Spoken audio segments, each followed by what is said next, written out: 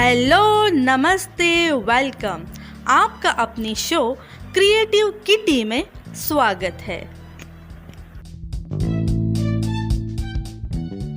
Friends, आज के इस एपिसोड में आप सभी का स्वागत है। आज के इस एपिसोड में हम जानेंगे गणगौर की पौराणिक व्रत कथा। तो चलिए एपिसोड को शुरू करते हैं। एक बार भगवान शंकर तथा पार्वती जी नारद जी के साथ भ्रमण को निकले। चलते चलते वे चैत्र शुक्ल तृतीया के दिन एक गांव में पहुंच गए। उनके आगमन का समाचार सुनकर गांव की श्रेष्ठ कुलीन स्त्रियां उनके स्वागत के लिए स्वादिष्ट भोजन बनाने लगी। भोजन बनाते बनाते उन्हें काफी विलंब हो गया, किंतु साधारण कुल की स्त्रियां श्रेष्ठ कुल की स्त्रियों से पहले ही थालियों में हल्दी तथा अक्षत लेकर पूजन हेतु पहुंच गई। पार्वती जी ने उनके पूजा भाव को स्वीकार करके सारा सुहाग रस उन पर छिड़क दिया। वे अटल सुहाग प्राप्ति का वरदान पाकर लौटी। उसके बाद उच्च कुल की स्त्रियां अनेक प्रकार के पकवान लेकर गौरी जी और शंकर जी की पूजा करने पहुंची। सोने चांदी से निर्मित उनकी थालियों में विभिन्न प्रकार के पदार्थ थे। उन स्त्रियों को देखकर भगवान शंकर ने पार्वती जी से कहा, तुमने सारा सुहाग रस तो साधारण कुल की स्त्रियों को ही दे दिया, अब इन्हें क्या दोगी? पार्वती जी ने उत्तर दिया, प्राणनाथ, आप उसकी चिंता मत करें। उन स्त्रियों को मैंने केवल ऊपरी पदार्थों से बना रस दिया है, इसलिए उनका रस धोती से रहेगा, परंतु मैं इन उच्च कुल की स्त्रियों को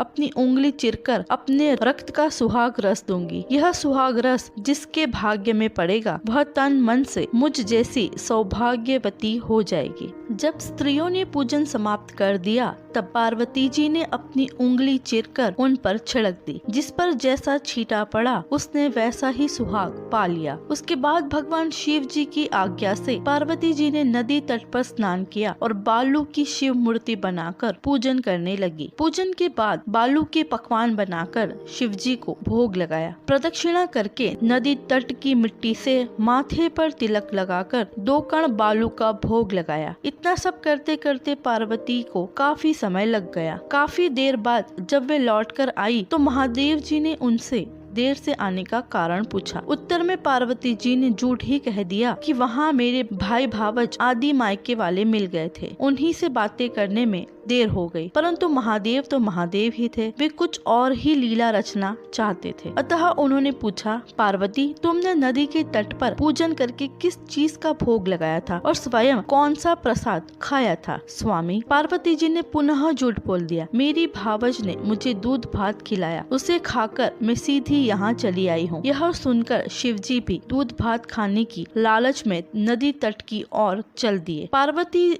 दुविधा में पड़ गई। तब उन्होंने मौन भाव से भगवान भोले शंकर का ही ध्यान किया और प्रार्थना की, हे भगवान, यदि मैं आपकी अनन्य दासी हूँ तो आप इस समय मेरी लाज रखिए। यह प्रार्थना करती हुई पार्वती जी भगवान शिव के पीछे पीछे चलती रही। उन्हें दूर नदी के तट पर माया का महल दिखाई दिया। उस महल के भीतर पहुंचकर वह देखती है कि वहाँ शिव जी के साले तथा सलहज आदि सपरिवार उपस्थित हैं। उन्होंने गौरी तथा शंकर का भावभीन स्वागत किया। वे 2 दिनों तक वहाँ रहे। तीसरे दिन पार्वती जी ने शिव से चलने के लिए कहा, पर शिव जी तैयार न हुए। वे अभी और रुकना चाहते थे। तब पार्वती जी रूठकर अकेले ही चल दी। ऐसी हालत में भगवान शिव जी को पार्वती के साथ चलना पड़ा। नारद जी भी साथ साथ चल दिए। चलते चलते वे बहुत दूर निकल आए। उस समय भगवान सूर्य अपने धाम पश्चिम को पधार रहे थे। अचानक भगवान शंकर पार्वती जी से बोले, मैं तुम्हारे मायके में अपनी माला भूल आया हूँ, ठीक है, मैं ले आती हूँ। पार्वती जी ने कहा और जाने को तत्पर हो गई, परंतु भगवान ने उन्हें जाने की आज्ञा न दी और इस कार्य के लिए ब्रह्मपुत्र नारद जी को भेज दिया। परंतु वहाँ पहुँचने पर नारद जी को कोई महल नजर न आया। वहाँ तो दूर तक जंगल ही जंगल था, जिसमें हिंसक पशु विचर रहे थे। नारद जी वहाँ भटकने लगे और सोचने लगे कि कहीं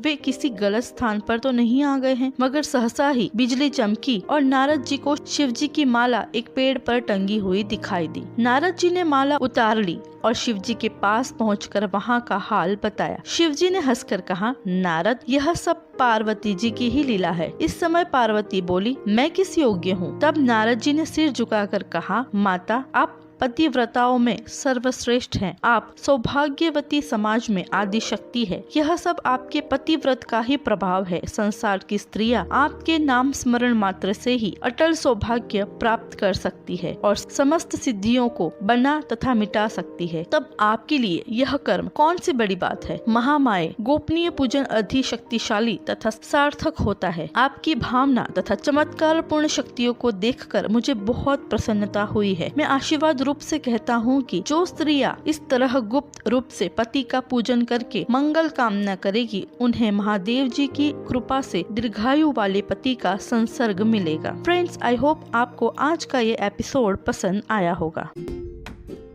फ्रेंड्स, आज का ये एपिसोड आप सबको कैसा लगा ये कमेंट्स करके जरूर बताएं। और अगर आपको ये एपिसोड पसंद आया हो तो अपने फैमिली और फ्रेंड्स के साथ उसको जरूर शेयर करें। और अगर आप इस चैनल पे नए हो तो हमें फॉलो कर लीजिए और बेल आइकन को प्रेस कर दीजिए। आज के एपिसोड में इतना ही।